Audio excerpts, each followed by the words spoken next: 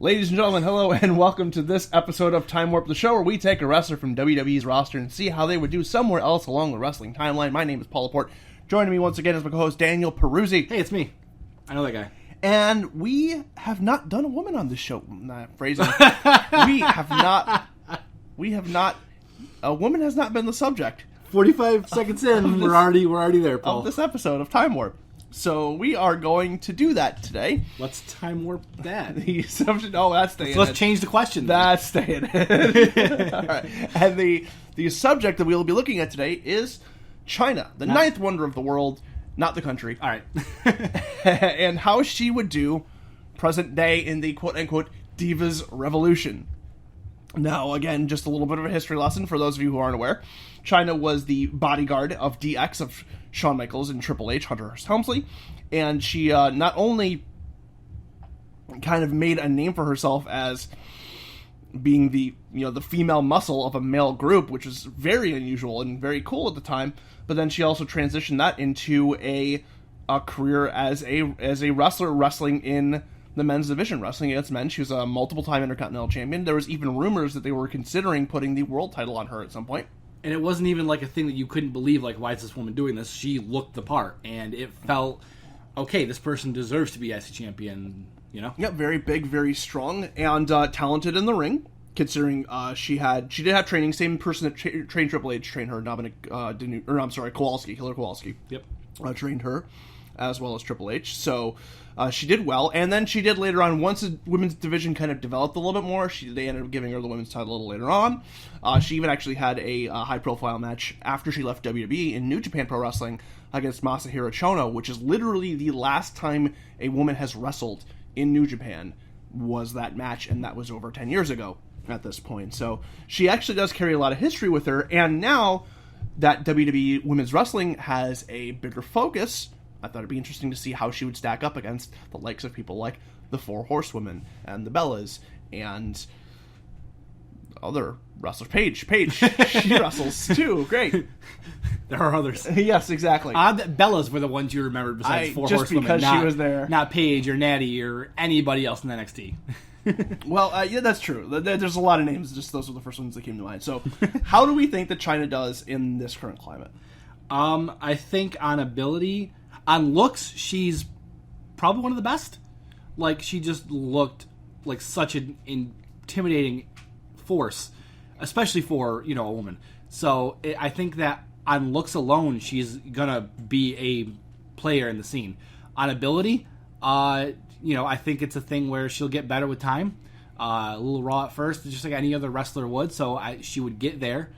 I guess my one question is, how much did it help backstage at the time when she was in WWE that she was with Hunter? I think it definitely did help. You can't say that it didn't. There's no denying that having that kind of backstage pull, not just with Hunter, but being friends with Shawn Michaels and all those other people, like, that helps huge. But I think that's counterbalanced by the fact that women didn't really have much of a role back then, and certainly didn't have as strong of a role. Like, she was really the only really strong female. I guess Sable sort of, kind of, but she was really the only strong female that they had there at the time that was really credible and believable. And I do think that knowing them helped, but I think the fact that there is more of a focus on women's wrestling these days, and the fact that she is so unique, I think that those things would kind of balance each other out. Right, so she definitely makes it through NXT onto the main roster. Okay. I don't think there's any doubt there. Okay.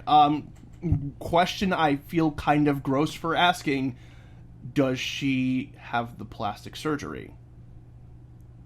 I don't see why she wouldn't. There's been no... WWE has no qualms with people getting plastic surgery. Well, it's a question of does WWE now, and that's the thing. We don't know for sure whether she wanted to have it voluntarily or whether WWE pushed her, or if it's a little bit of A, a little bit of B. I do understand that. I think in this case it was kind of more she wanted to do it, but I just question of whether or not, like, when it happened back then, I kind of almost, like, it was just, to me, it took away kind of some of her uniqueness a little bit to me. I think the number of divas right now that do outnumbers the number that don't on the main roster, at least.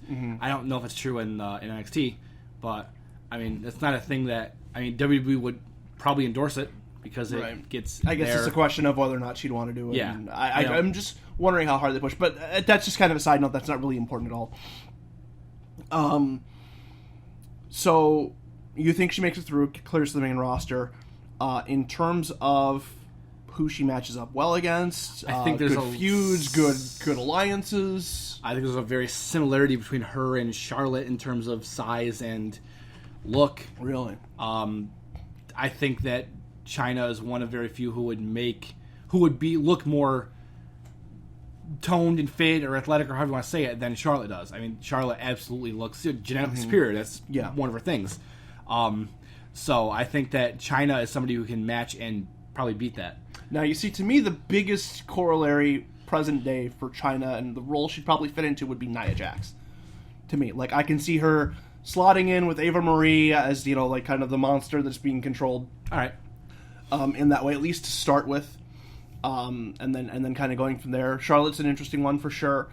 I think that they do pair her with somebody, and she does kind of the way she did, at least for a good long while in WWE, stay silent or mostly silent for the most part, and then let somebody else do the talking for her, whether it's another worker, whether it's a manager, something like that.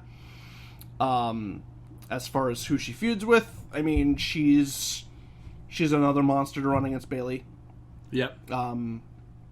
I'd be interested to see how her and Asuka wrestle against each other. That would be... Because that's really kind of a physical badass versus not to say Asuka's not physically proficient, but she's a badass in what in ability and presence. Yeah. Having those two slam into each other would be really interesting. I do agree. I think she does make it through to the main roster. The most interesting thing I think about this, and we talked about a little bit before we started, is that I don't know if Chyna gets as much of a build-up as she does, because WWE these days, they do not let men and women wrestle each other.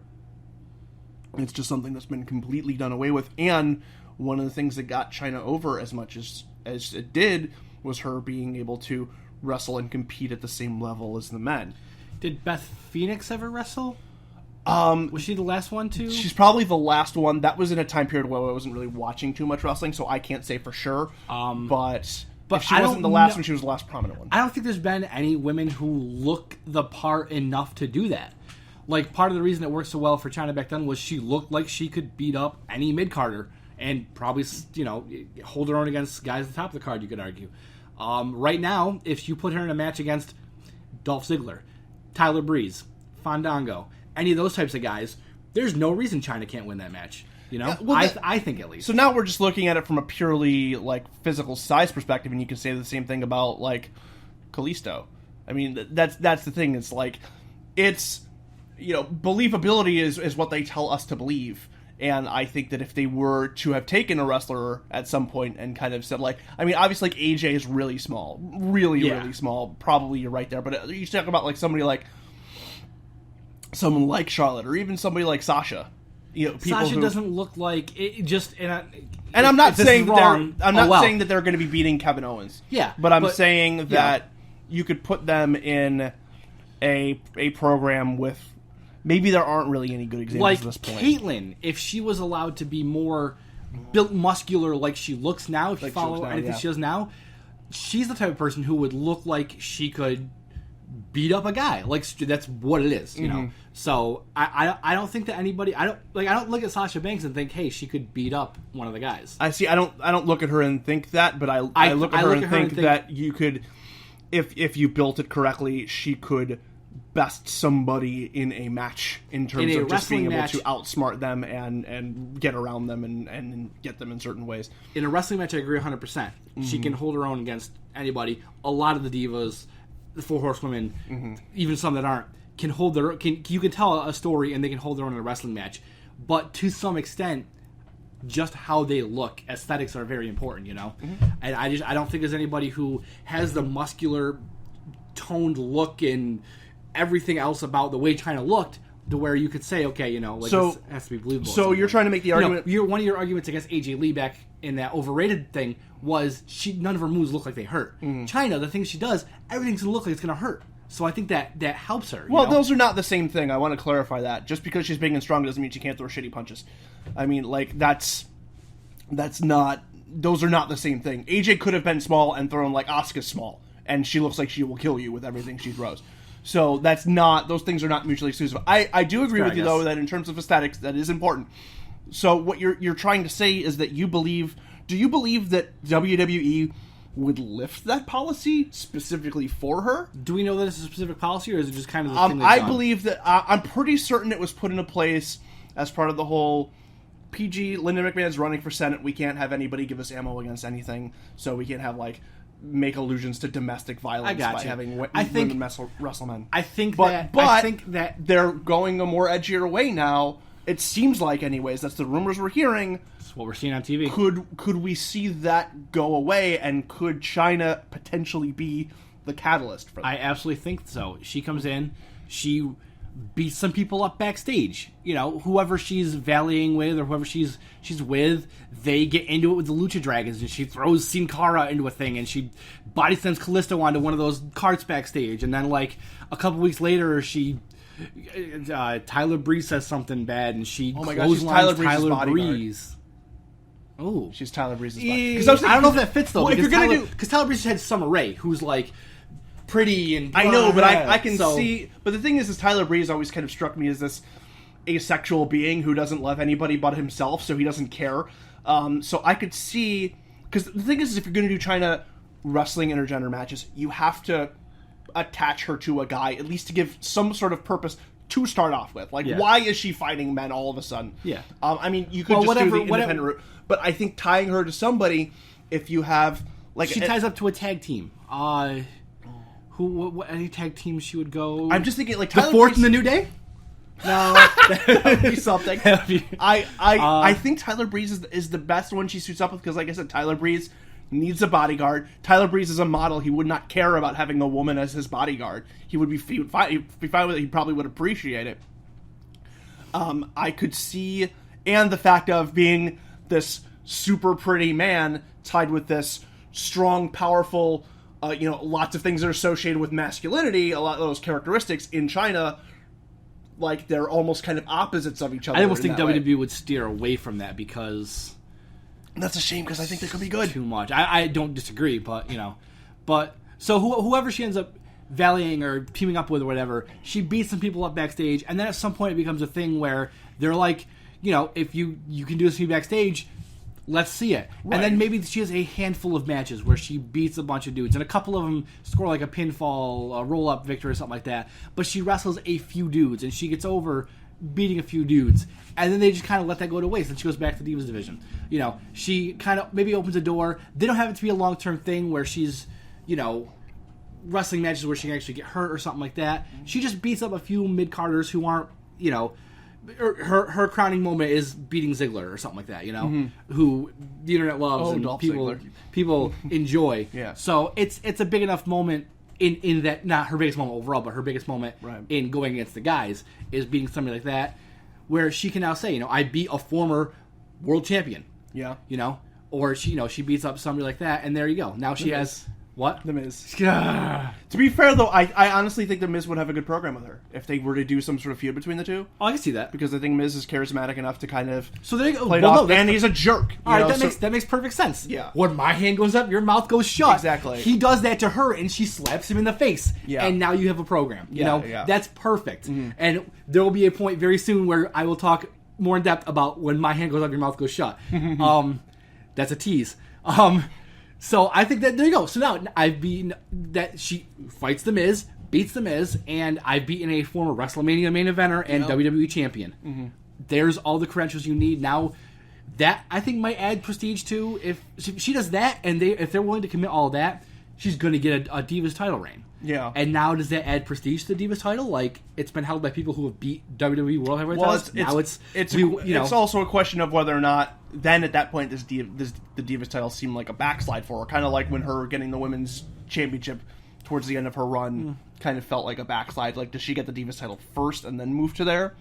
Which is probably the better trajectory.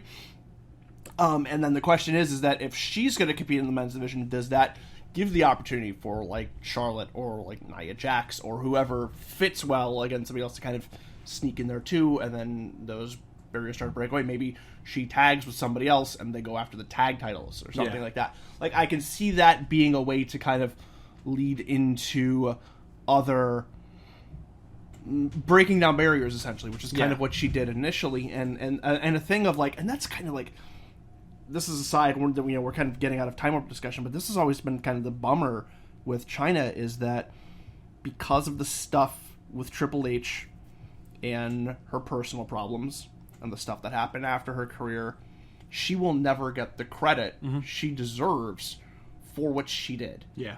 And that's a fucking shame, because every diva in the world loves to point to Trish Stratus. And I mean, she was important and she did a good job. Chyna did bounds and leaps more for women in wrestling than Trish Stratus ever did, but they can't mention her. And that's a fucking shame. Like, that is really, really too bad. But I do agree that I think, based on just who she is and what she is, the fact that she was, her presence, her look, her ability. Again, she would be a better wrestler now than she was then. Yeah. And she was fine then. She wasn't great. She would have the Performance Center. She would have all that type of stuff on top of, training from whoever trained her. Yeah. So she has all of those things. I think she will break. And this all coming on the back of Ronda Rousey and women's fighting being a huge popular thing outside of wrestling. So that she rides that. And I agree. I think maybe, when I first thought about this, I was like, she doesn't get as far without wrestling men. But the fact that you brought up that she would still, they really realistically could break that barrier for her, because when you have somebody like that in your company, you just kind of want to go there. You want to see, like, how does she do against this guy? She comes up through the ranks, does her thing, gets to the point where she's maybe wrestled a guy or two. Ronda Rousey talked about wanting to do a WWE career, or do a match. Mm-hmm. So now Ronda Rousey comes in, and there's a similarity between the two of them, and they team up, and they take down tag team whoever at WrestleMania. That could be something. And bam. It's a crossover thing. I think, unfortunately, I think the limiting factors will be how much WWE is willing to do that, which I think will be influenced, I hate to say it, by what's happening in the news at the time. If there's another big domestic abuse thing going on, another big Ray Rice thing going on, and everybody's gun shy to do that angle, if they're gun shy to do that angle, then they won't do it. If that has simmered, I think they're more willing to do it. Similar to what the New Day almost was, this, another militant, black group. Yeah. Then all the stuff happened, and they steered away from it, and whether it was, we look back now and say it's brilliant they didn't do it. Yeah. I think it could have been fine. It would have been touching on an edgier subject, and they want to get a little more edgy. So, it just depends on how much the WWE wants to potentially ruffle the feathers of people, I think that's the biggest limiting factor. All right, so wrapping everything up, same question we always ask, how far does she go? I think that she would be able to do it. I think she holds the Divas Championship a couple of times. She scores some win over some guys. She doesn't hold a men's single title, but she gets her crowning moment as a victory against Jericho. Makes sense. Mm-hmm. She wrestled him before, right? They were co-intercontinental champions. That's what it was. That's right. So as a Jericho or a Miz or a Ziggler, somebody of that, that's her big there. 3 or 4 time Divas champion. There you go. All right. So you made an interesting point about what's playing out in the real world. Because she also would have been in the company longer if the relationship with Triple H doesn't go south. Probably true. And, Stephanie presumably drama, whatever actually happened there. Yeah. I interesting point with the what's going on in the news thing. I think if basically she is kind of on a clock because something like that is going to happen. Yeah. And whether or not WWE is going to go slide back from it, or they're going to go, no, this is a different thing. This is athletic competition. She is an equal, and stick by their guns. If they do that, I can see her holding the IC title or US title, whichever. Or even if they go through with the GCS, the Cruiserweight title. is a real possibility if they push through with that cruiserweight division. 205? Huh? Was she under 205? If she's not, they can sell it as she was, easily, and I'm pretty sure she was. They could put her into that cruiserweight division, and then she has a lot of people her own size to work with. I think she does. I think if they stick by their guns and don't get shy about it, she can hold the singles title. Like I said, secondary, IC, US, or cruiserweight if they bring that up. Tag title, potentially, male or female partner. All those things are very possible. Mm-hmm. Maybe if all the cards fall perfectly into place and everything goes as best as it possibly can, main events, smaller pay-per-view, world title shot, or like wins Money in the Bank or something like that. Maybe even a transitional championship run. I don't think they ever put it on her. I just don't. Maybe if they're so I'm assuming so if she's in this role, she's got to be a face.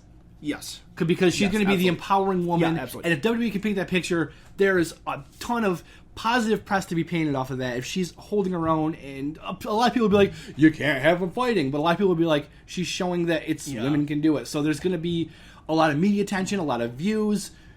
Any press is good press type of thing. It is possible if she cashes in a Money in the Bank. Yeah. If she wins Money in the Bank, cashes it, at the end she cashes in 4 years against a beat up Kevin Owens after he fought Sami Zayn to the brink in a 2 out of 3 falls match, right? Yeah.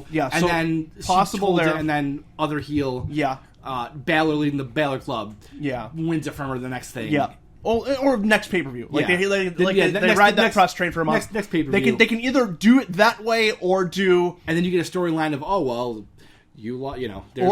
or you do it the real babyface way of she wins Money in the Bank, cashes it in, and says, I want champ Kevin Owens, whoever, fair fight. I don't want to cheat this. I want one-on-one main event of this pay-per-view, and then there's your press. Gotcha. Because it's first time main event. If she does that, she probably loses it, but that's... Main event, probably, but she does it the fairly honorable way. They make it back and forth.